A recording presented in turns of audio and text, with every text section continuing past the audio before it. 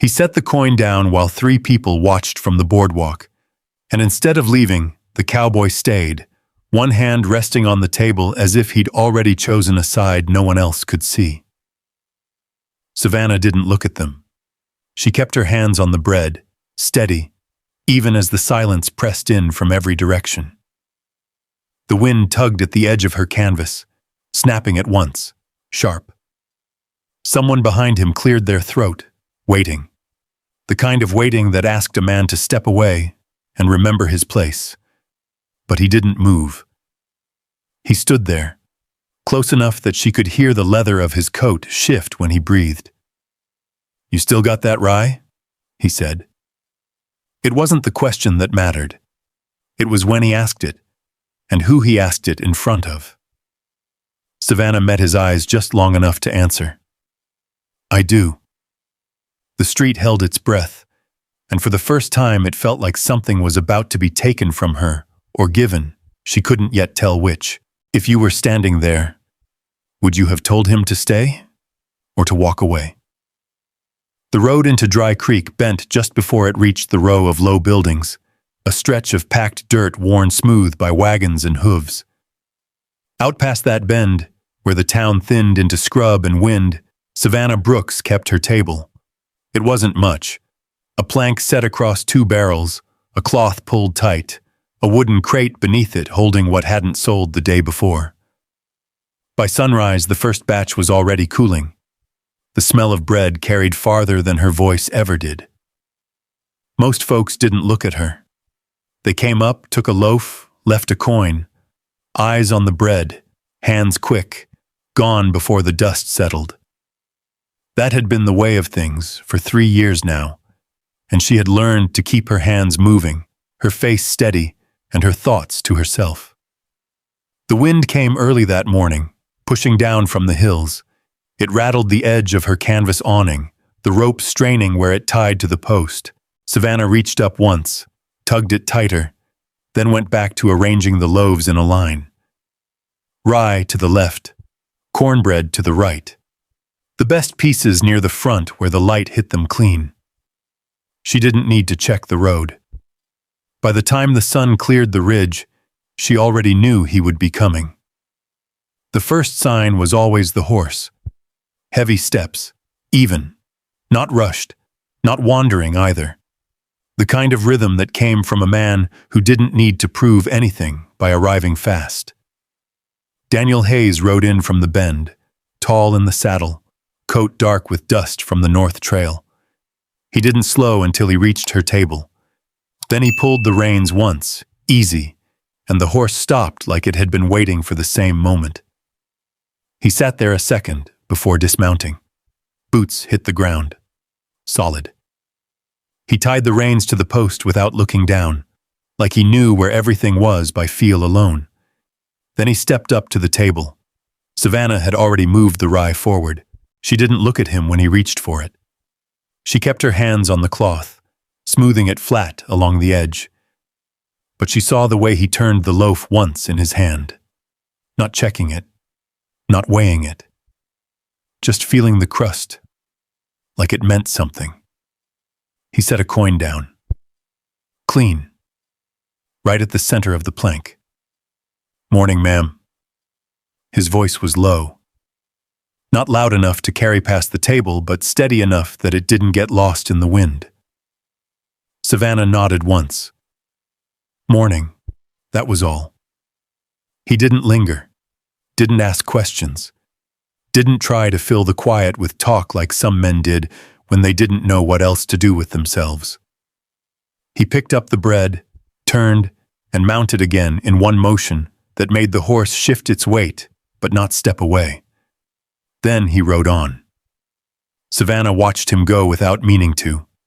Not long. Just until he passed the bend and the dust settled back into place.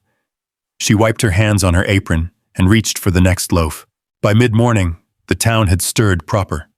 Wagons creaked past. A pair of boys ran by, chasing something that wasn't worth catching. Mrs. Klein from the boarding house stopped for 2 loaves and didn't say a word beyond the price. A ranch hand she didn't know, took the last of the cornbread, and left without meeting her eyes. The day moved the way it always did. But the next morning, he came again. Same time, same horse. Same quiet way of stopping that didn't ask permission. Savannah had the rye set out before he reached the table. She told herself it was because it sold better in the mornings, that folks liked a heavier bread to start the day, that it made sense to keep it near the front. He picked it up the same way, turned it once, set the coin down. "Morning, ma'am." "Morning." The wind had dropped that day. The air held still between them for a second longer than it had before. Not uncomfortable, just there. Then he was gone again. By the end of the week, it had settled into something neither of them spoke about. He came. She had the bread ready. He paid. Said his piece, left. And still, it didn't feel like the other customers. They rushed, or they avoided, or they looked past her like she was part of the table, something fixed and expected. Daniel Hayes didn't do any of that. He stopped as if stopping was the whole of it, as if there wasn't somewhere else he needed to be more. One morning, the wind came back harder. It hit the awning first, snapping the canvas so sharp it made Savannah flinch. The rope slipped where it had worn thin. One corner dropped, sagging low over the table. She caught it with one hand, trying to pull it back into place while keeping the loaves from sliding. By the time she got the knot halfway right, the shadow fell across the table. She hadn't heard him come in. Daniel set the loaf back down. "Hold that." It wasn't a question. Savannah stepped back, fingers still gripping the edge of the canvas. He moved around the side of the table, ducking under the sagging cloth. Up close, he seemed larger somehow, filling the space in a way that pushed the wind out for a second.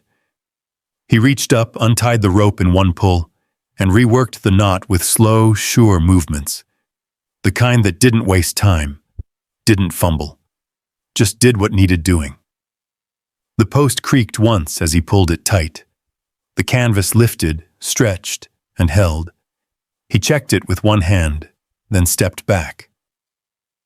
Savannah let go, the awning stayed. He picked up the same loaf again, brushed a bit of dust from the crust with his thumb, and set another coin beside the first one. She glanced at it. "That's extra." He shrugged, already turning away. "For the trouble." She almost said something, almost pushed the coin back across the plank, but he had already stepped away, tying his reins again. "Morning, ma'am," he said, like always. "Morning." He mounted and rode off, leaving the awning steady behind him. Savannah stood there a moment longer than she needed to. The rope held firm. The canvas didn't shift. The loaves sat where she had set them, catching the light just right. She reached out and adjusted one that didn't need adjusting. The road stayed quiet after that. But the next morning, she was there earlier than usual, and the rye was already waiting at the front of the table. The air held colder that day. Frost still clung to the edges of the barrels, and the cloth beneath her hands felt stiff until the sun rose enough to soften it. Savannah worked slower at first, rubbing warmth back into her fingers, turning each loaf so the crust caught the light just right. She didn't look at the road. She didn't need to. The sound came steady, the same as always. Hooves against packed dirt, measured, unhurried. Daniel Hayes came around the bend like he had every morning before it. Coat pulled close, hat low against the wind. He stopped where he always stopped. But this time someone else noticed. Two men stood outside the general store across the way, leaning against the rail with coffee cups in hand. They went quiet when Daniel stepped down from his horse. One of them nudged the other with his elbow, just enough to draw his attention without making a show of it. Savannah kept her hands moving. Daniel reached for the rye, turned it once, set the coin down. "Morning, ma'am." "Morning." The same words, same tone, same distance between them. But when he turned to leave, he didn't mount right away. He stood there a moment longer, one hand resting on the saddle, looking down the road as if he had something to measure in it. Then he swung up and rode on without another word. The men across the street didn't speak until he was out of earshot. Savannah heard the low murmur carry anyway. She wiped the counter clean where it didn't need cleaning. By noon, the talk had started proper. Mrs. Doyle came first. She arrived with gloves on, though the day had warmed, and a basket looped over her arm that held nothing but a folded cloth. She stopped at the table and looked over the loaves as if considering them, though she didn't reach for one.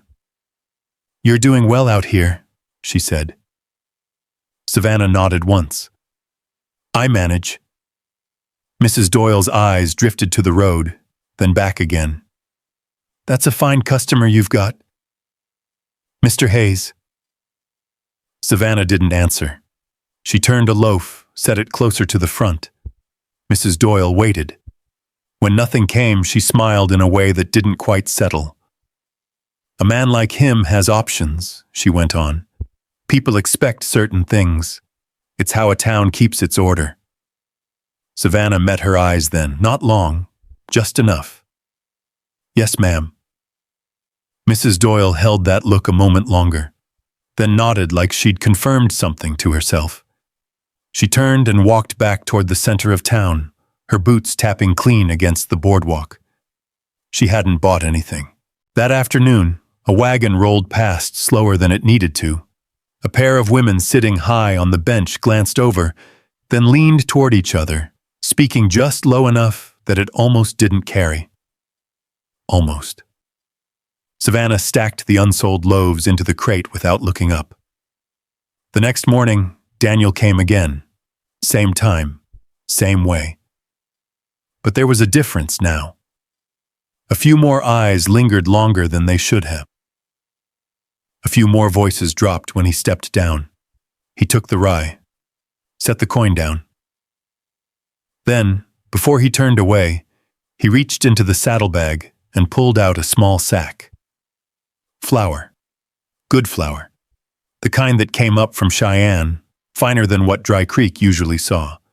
He set it on the table beside her hand. Savannah glanced at it. "That's not part of the price." Daniel shook his head once. "It's not." She didn't touch it. He didn't explain. "Morning, ma'am," he said again, like always. "Morning." He left the sack there and rode off. Savannah stood still a moment. The cloth beneath her hands barely moved in the light wind. She picked up the sack after a while, weighed it in her palm, then set it beneath the table where it wouldn't draw eyes. By the end of that week, the talk had found its shape. It wasn't loud, not outright. But it lingered in the spaces between words, in the way people paused before speaking, in the way they chose where to stand and where not to. Clara Whitford came by on a Thursday. She was dressed proper, the kind of dress that didn't belong near dust roads, boots clean, gloves unmarked. She stopped at the edge of the table, not close enough to touch anything. "You're Savannah Brooks," she said, like she was confirming something written down. Savannah nodded. Clara glanced at the loaves, then past them, toward the road. "Mr. Hayes rides this way often." "Yes, ma'am." Clara smiled, but it didn't reach her eyes. "He's expected at my father's place this Sunday. Dinner. It would be appropriate." Savannah didn't move. Clara waited a breath, then added, "Men in his position don't always see the full picture. It helps to remind them." Savannah brushed a crumb from the cloth. "I wouldn't know about that." Clara held her gaze a second longer than necessary, then turned and walked back toward town, skirts lifting just enough to keep from catching the dust. That evening, the wind picked up again. Savannah packed the last of the bread into the crate and carried it behind the table. The rope Daniel had tied held firm. The canvas didn't shift. She paused there, hand resting on the post. Across the road, the livery stood half-lit by the setting sun. A gray horse shifted its weight wrong, favoring one foreleg. The stable boy tugged at the reins, unsure. Daniel stepped out from the shadow of the doorway. Savannah hadn't seen him arrive. He moved slow, not startling the animal. One hand reached out, rested along the horse's neck, then slid down the leg with care, feeling for something the boy couldn't see.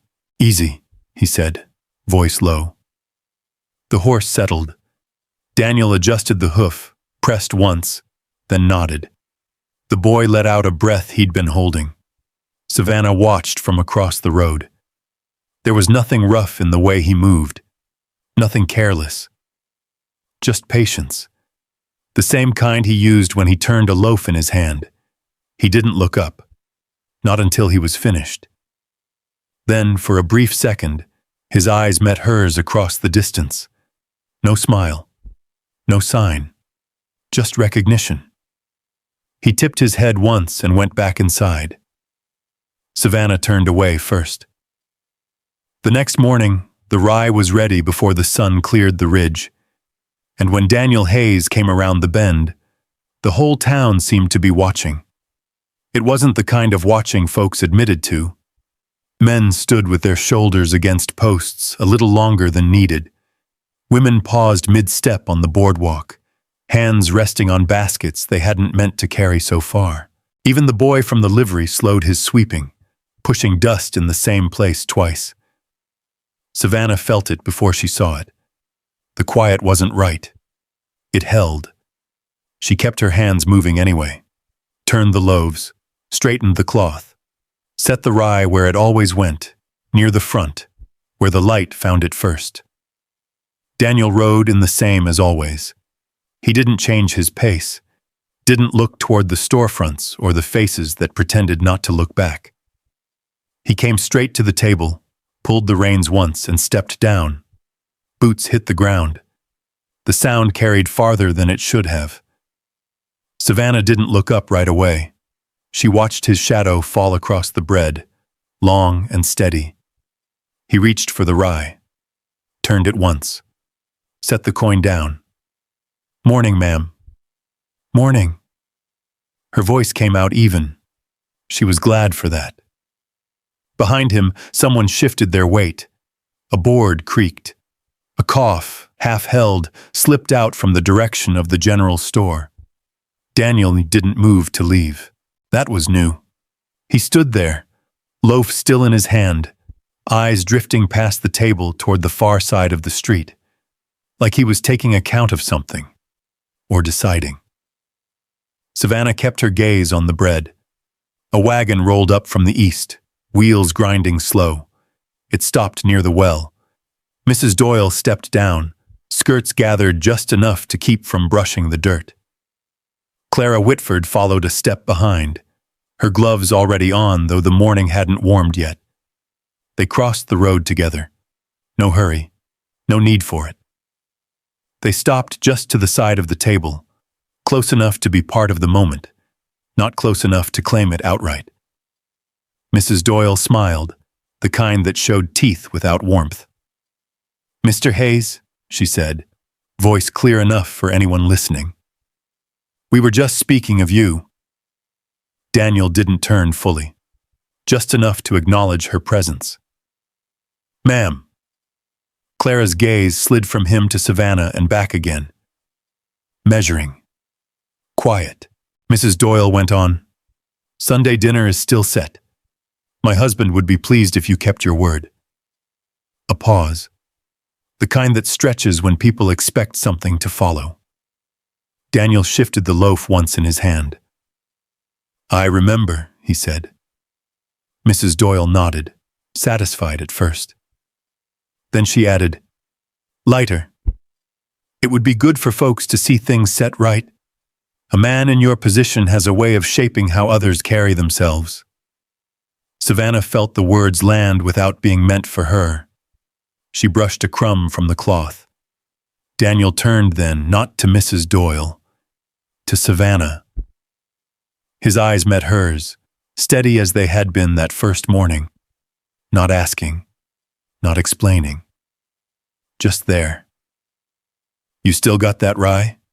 he said. The same question he'd never needed to ask. Savannah's hand paused on the edge of the table. "Yes." She slid another loaf forward. Fresh, warmer than the one he held.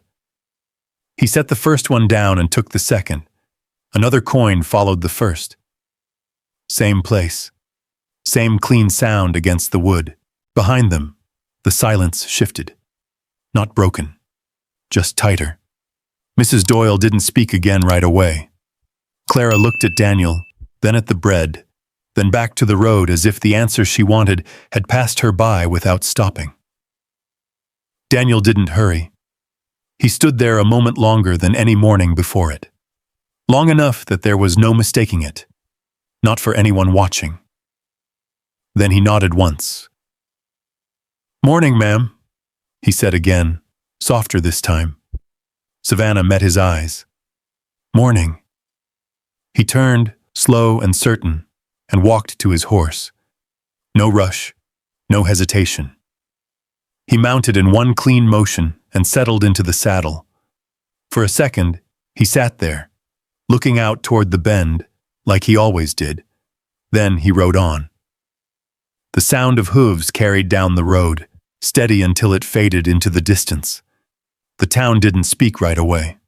It loosened in pieces. A chair scraped somewhere behind her. Someone cleared their throat. The boy at the livery went back to sweeping, this time moving forward instead of in place. Mrs. Doyle adjusted her gloves.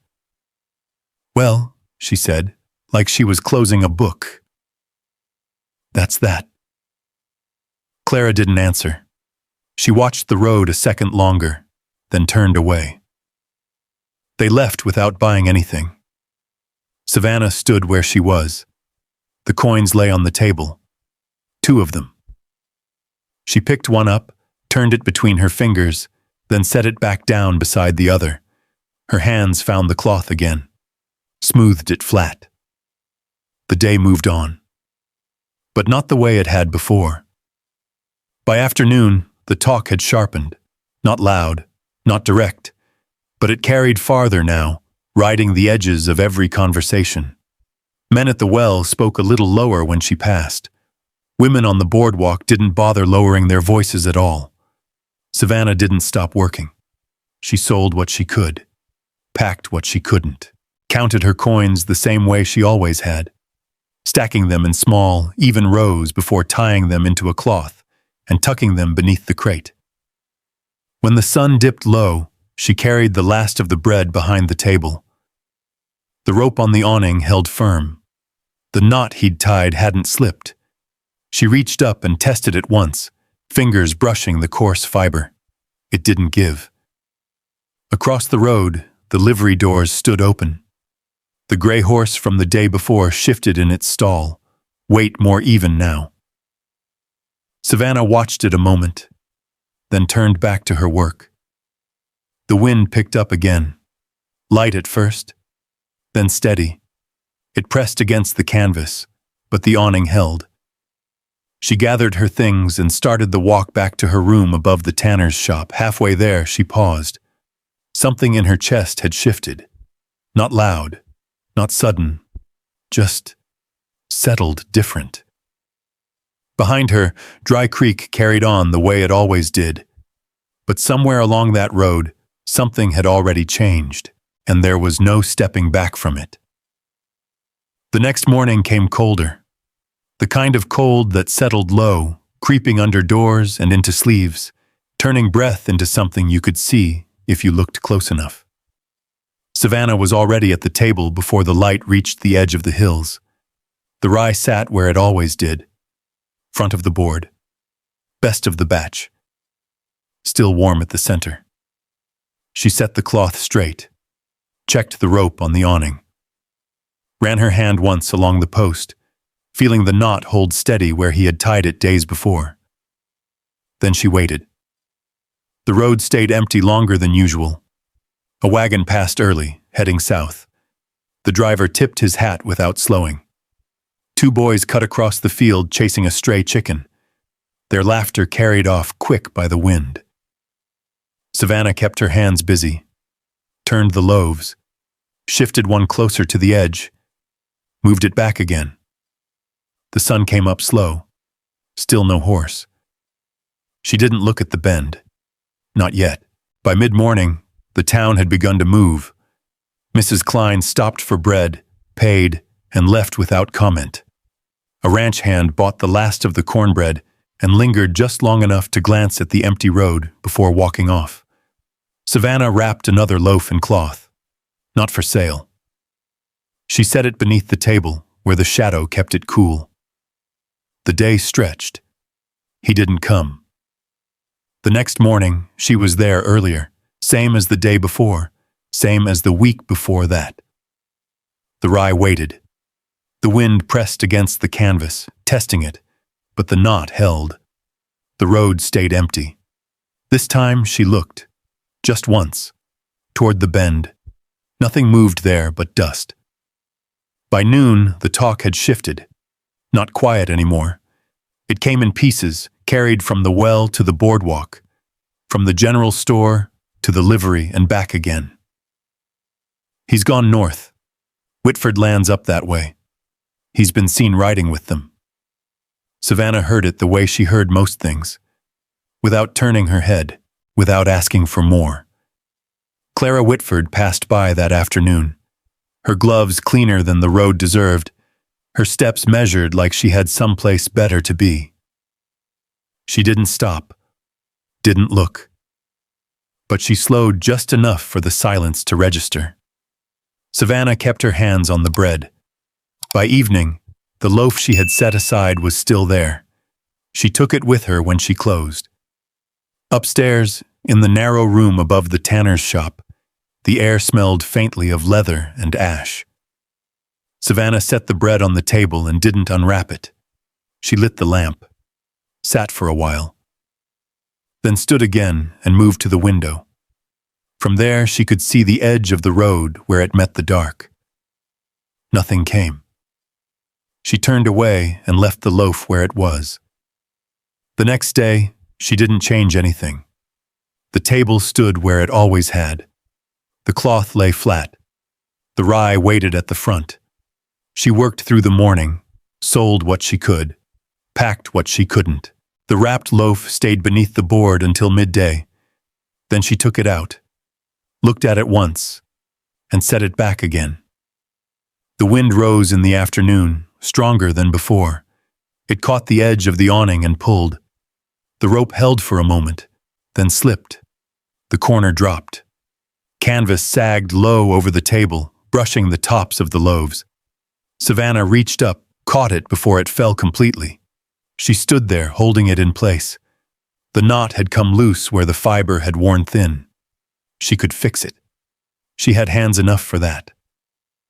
Still, she stood there a moment longer than needed, the canvas pulling against her grip, the post steady under her palm. No one stepped forward. Across the road, the livery boy glanced over, then looked away. Savannah tightened her hold and worked the rope free, pulled it back, tied it again, slower this time, testing the tension before letting go. The awning lifted, held. She stepped back. Her hands stayed where they were for a second. Then she wiped them on her apron and went back to the bread. By the fourth morning, she stopped looking at the bend. Not because she didn't expect him, because expecting had begun to feel like something else. She measured the flour more carefully, turned the dough twice instead of once, set the loaves closer together so they held their heat longer. Work filled the space.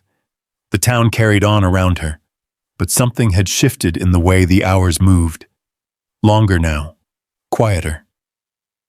That evening, she closed early, packed the crate, counted the coins, tied them into cloth and tucked them away. The rope on the awning held where she had tied it, not as clean as his knot, but it held. She paused there, hand resting against the post, feeling the rough grain of the wood under her palm. Then she turned and walked back toward the room above the tanner's shop. The road behind her stayed empty, and the next morning, the rye would be waiting all the same. The cold settled deeper into Dry Creek that week. Frost stayed longer on the ground. The barrels held their chill past noon. Savannah found herself lighting the small stove in her room earlier each night, feeding it scraps of wood just to keep the air from turning sharp in her lungs. She didn't change her routine, not where anyone could see. The table stood. The cloth lay smooth. The loaves lined up the same as always. The rye placed at the front, without hesitation now, without question. By the sixth morning, even the watching had begun to fade. People returned to their own concerns. Wagons needed loading. Accounts needed settling. The town shifted its attention the way it always did, away from what it could not explain, toward what it could control. Savannah worked through it, measured flour, turned dough, checked the heat of the oven by feel instead of guess. Her hands knew the rhythm. They held to it. Still, there were moments, small ones, when the wind moved a certain way, or a shadow fell across the table just right, and she found herself pausing, waiting for a sound that didn't come. She learned to move through those moments without stopping. On the seventh morning, the sky came in pale and clear. No wind, no dust, the kind of still that made every sound carry farther than it should. Savannah was arranging the loaves when she heard it. Hooves, slow, measured, familiar. Her hands stopped before she could stop them. She didn't turn right away. The sound came closer, steady, unchanged. Then it stopped, right where it always had. Savannah lifted her head. Daniel Hayes stood beside the table. He looked the same, coat dusted from the road, hat low, shoulders set in that quiet way of his that never seemed to ask for space but always took it. Only his face had changed some, thinner maybe, or just worn different by the road. He reached for the rye, turned it once, set the coin down. "Morning, ma'am." Savannah held his gaze a second longer than she had before. "Morning." The word came out steady. He didn't leave. That was the first thing. He stood there, loaf in hand, eyes moving past her toward the open stretch beyond the table. "Got something to show you," he said. No rush in it, no weight added to the words, just a statement. Savannah wiped her hands on her apron. "Now?" He nodded once. She looked at the table, the loaves, the crate beneath, then back at him. "Give me a minute." He stepped aside without comment. Savannah covered the bread with cloth, tied it down against the still air that didn't need tying, and lifted the crate to carry it behind the table. She moved through the steps she knew, steady, practiced. When she turned back, he was waiting by the horse. He didn't offer a hand when she stepped up behind him, didn't reach back or look over his shoulder. He simply shifted forward enough to make space. Savannah mounted without a word. They rode out of Dry Creek without drawing much notice. A few heads turned. A glance or two followed. But the moment didn't hold the way it might have a week before. The road north stretched wide and quiet. They rode for a while without speaking. The land opened out past the last of the town buildings. Dry grass, low brush, a line of trees marking where water might be if the season held. Savannah kept her hands steady at her sides, not touching him, not needing to. After a time, Daniel slowed the horse. "There," he said. Ahead, just off the road, stood a small structure. Not new, not entirely, but not worn down either. A house, set back from the road, with space enough around it for work. A low fence line marked the edge of the land. Beyond it, a stretch of soil darker than the rest, like it had been turned recently. Daniel dismounted. Savannah followed. Up close, she could see the work in it. The door hung straight. the windows set firm, the roof patched where it needed it, not where it showed. And off to one side, a brick oven. Built low and wide, the kind that held heat deep and even.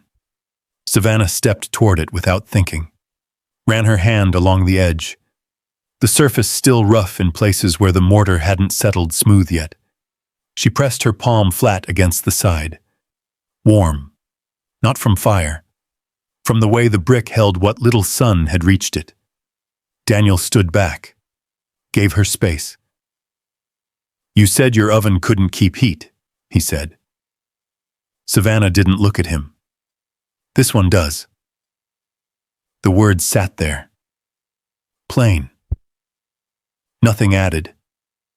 She moved along the edge of the oven, checking the flue, the opening, the way the draft would pull if the fire was set right.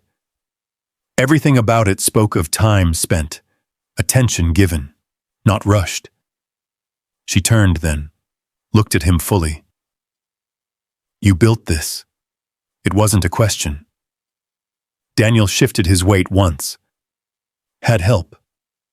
She glanced back at the house, the fence, the turned earth. "All of it?" He nodded. "For what you can do with it." Savannah held his gaze. The wind picked up just enough to move a strand of hair loose at her temple. She didn't brush it back. "And what do you want from it?" she asked. Daniel took a breath. "Not deep. Just enough. To stand where I'm welcome. Nothing more." Savannah looked past him then, out over the land, the soil, the space where something could be built, not handed over. She stepped toward the house, pushed the door open. Inside, the room held that same unfinished steadiness as the oven outside. A table set against one wall, shelves built but not yet filled, light coming through the window in a clean line across the floor. She stood there a moment, then walked back out. Daniel hadn't moved. She came to stand in front of him again, close enough now to see the dust caught in the seams of his coat, the line of tired in his eyes that hadn't been there before. Savannah reached out, not to his hand, to the edge of his sleeve. She brushed a bit of dirt away with her thumb, then let her hand fall. "We build it together," she said. Daniel didn't answer right away. He nodded once. Slow, like something had settled into place. The wind moved across the land, low and steady. Behind them, the road stretched back toward Dry Creek.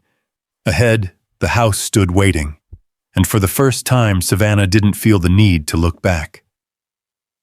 Winter settled in slow across Dry Creek, laying frost along the fence lines and quiet over the road that had once carried so many questions. The bakery fire burned steady now, deep in the brick, holding its heat the way she had once wished it would. Each morning, the same rhythm returned, flour measured, dough turned, loaves set in place. And some mornings, before the sun had fully risen, a man would step through the door, set a coin on the counter, and wait just long enough. "Morning, ma'am." She would glance at the coin, then back at him. "Stay," she'd say, "not every time, but enough. Out here, nothing came easy. Not land, not respect, not the kind of love that didn't ask you to become smaller just to be chosen. But sometimes, if you paid close attention, you could see it in the quiet things, in the way someone kept showing up, in the way they listened when you spoke. Even when you thought no one was, Daniel never tried to change who she was, and Savannah never waited to be saved. What they built stood because they both chose it, piece by piece, without hurry and without apology. And maybe that's what matters most. Not who comes into your life, but who sees you clearly and stays anyway. If you were standing where Savannah stood, would you have trusted that kind of quiet choice? If this story stayed with you, there are more waiting. Stories about people who find something steady in the middle of hard places. You're always welcome to come back and sit a while.